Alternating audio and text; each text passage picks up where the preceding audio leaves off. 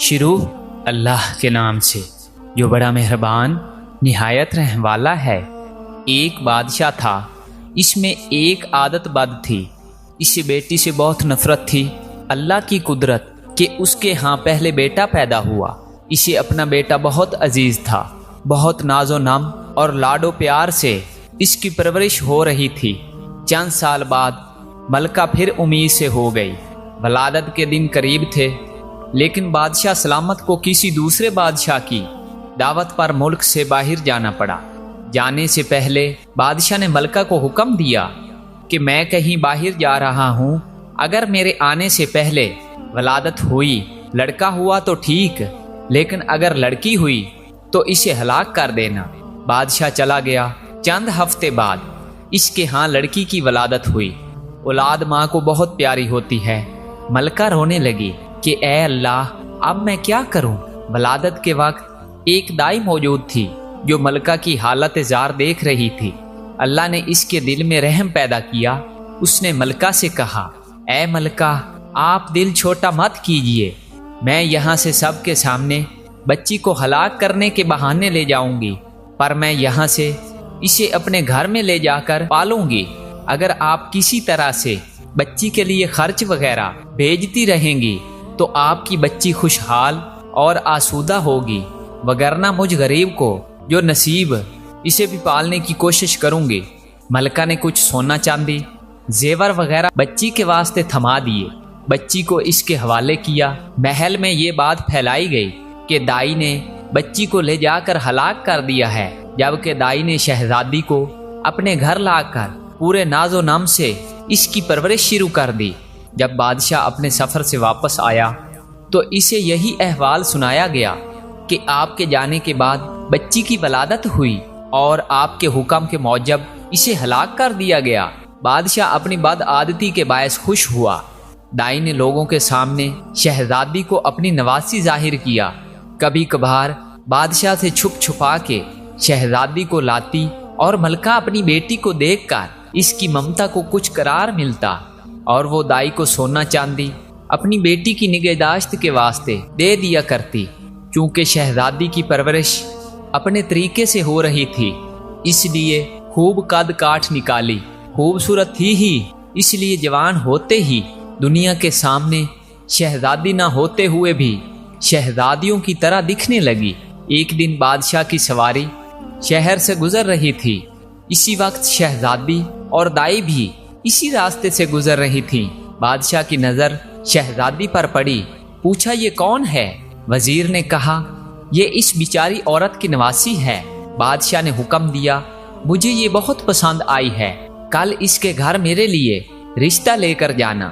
چونکہ حقیقت کا تو کسی کو پتہ نہیں تھا، اس لیے دوسرے دن وزیر، وکیل وغیرہ دائی کے گھر بادشاہ کے لیے اس کی نواسی کا ہاتھ مانگنے گئے۔ اب دائی کے اوسان خطا ہو گئے کہ یا اللہ، اب کیا کروں؟ اس نے صاف انکار کرتے ہوئے کہا، میں ایک غریب ہوں، میری نواسی بادشاہ کے لائق نہیں، اور نہ ہی بادشاہ کا کسی غریب سے رشتہ جوڑنا صحیح ہے، اس لیے دوبارہ اس سلسلے میں میرے گھر مت آئیے گا۔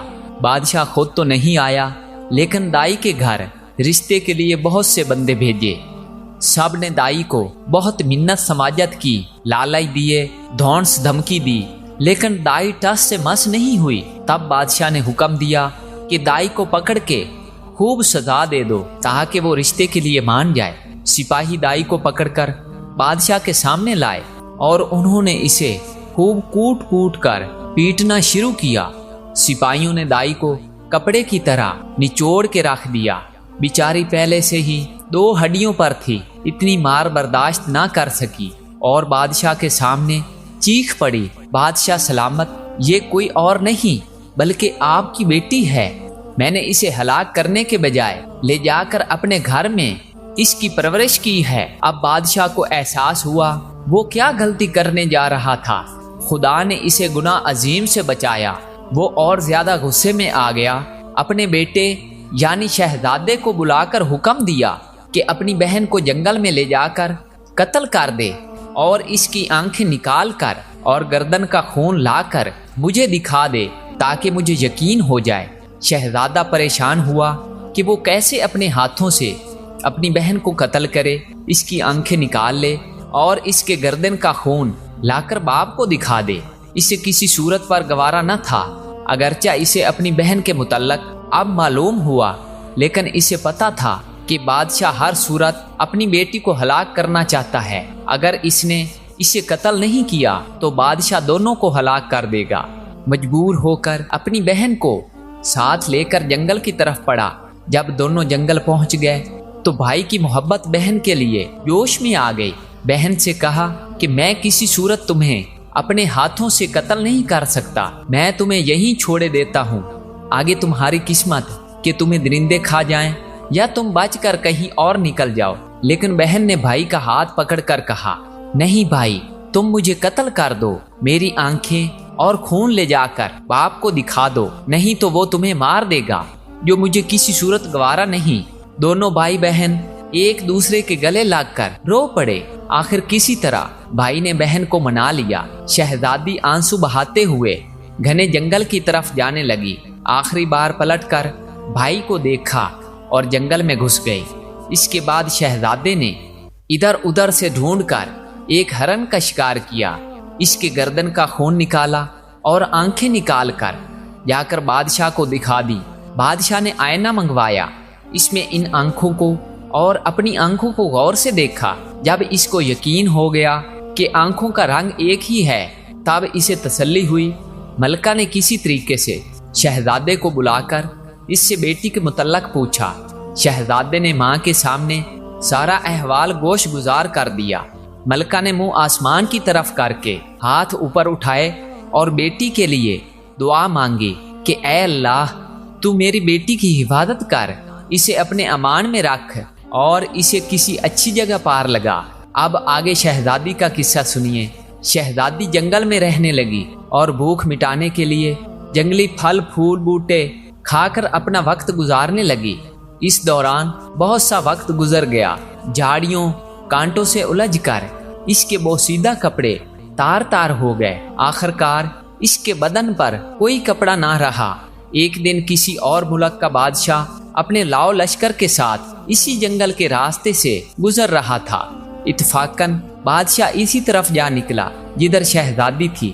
جب شہزادی کی کانوں میں کسی گھوڑے کے قدموں کی آہٹ پڑی تو جلدی جلدی کسی گھنے درخت پہ چڑھ گئی اور اس کے بڑے بڑے پتے توڑ کر اپنی ستر پوشی کر کے چھپ کے بیٹھ گئی۔ بادشاہ بھی آ کے اسی درخت کے نیچے ٹھہر گیا۔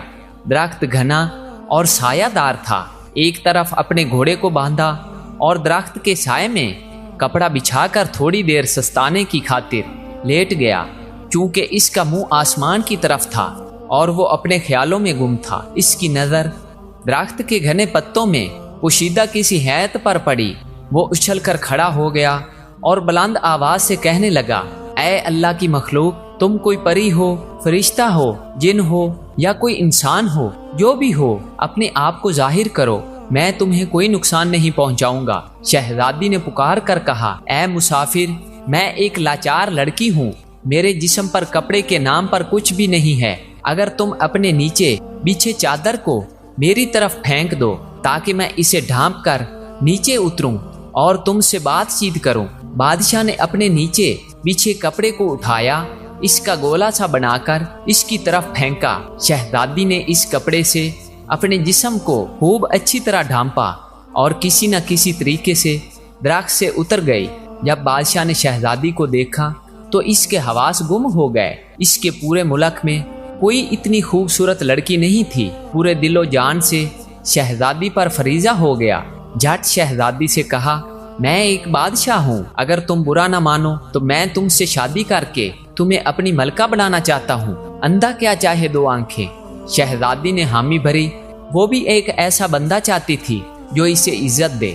بادشاہ خوشی خوشی شہزادی کو لے کر اپنے ملک روانہ ہو گیا۔ اپنے ملک پہنچتے ہی بادشاہ پہلے وزیر کے گھر جا پہنچا اور اس سے کہا، ایسا سمجھو کہ یہ تمہاری بیٹی ہے، میں کل رشتہ مانگنے آؤں گا اور شادی بیاہ رچا کر اپنی امانت یہاں سے اپنے محل لے جاؤں گا۔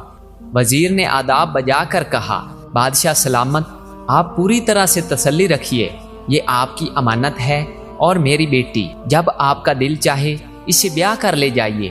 بادشاہ شہزادی کو وزیر کے گھر چھوڑ آیا۔ اگلے دن وکیل قاضی بادشاہ کے رشتہ لے کر وزیر کے گھر آ پہنچے۔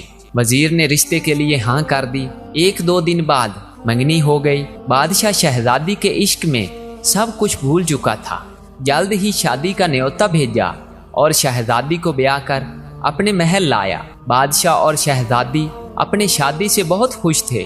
اس دوران بادشاہ نے شہزادی سے اس کے متعلق کچھ نہیں پوچھا تھا۔ چند سال بعد اس کے ہاں بیٹی کی ولادت ہوئی۔ بادشاہ بہت خوش تھا۔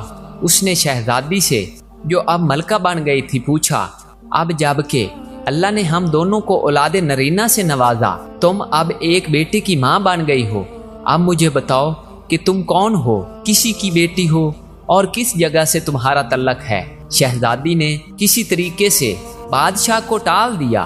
ماہ و سال گزرتے چلے گئے۔ بادشاہ کے ہاں دوسرے بیٹے کی ولادت ہوئی۔ بادشاہ نے دوبارہ شہزادی سے وہی سوال دہرایا۔ شہزادی نے پھر بادشاہ کو ٹال دیا۔ آخر کار ان کے ہاں جب تیسرے بیٹے کی ولادت ہوئی تو اس موقع پر بادشاہ نے شہزادی کی حقیقت معلوم کرنے کے لیے بہت دباؤ ڈالا۔ آخر کار شہزادی مان گئی اور بادشاہ کو حقیقت بتائی کہ وہ فلاں ملک کے بادشاہ کی بیٹی ہے۔ بادشاہ کو کس طرح بیٹیوں سے نفرت تھی، اس نے کس طرح مجھے مارنے کا حکم دیا اور دائی نے مجھے کس طرح بچا کر اپنے گھر میں میری پرورش کی۔ بادشاہ نے کس طرح مجھے دیکھا، پھر کس طرح اپنے بھائی کے حوالے کر کے قتل کرنے کا حکم دیا۔ میں اس طرح جنگل میں خوار زندگی گزارنے لگی۔ وہاں تم نے مجھے دیکھا، مجھے اپنے ساتھ لے کر آئے اور مجھ سے شادی کی۔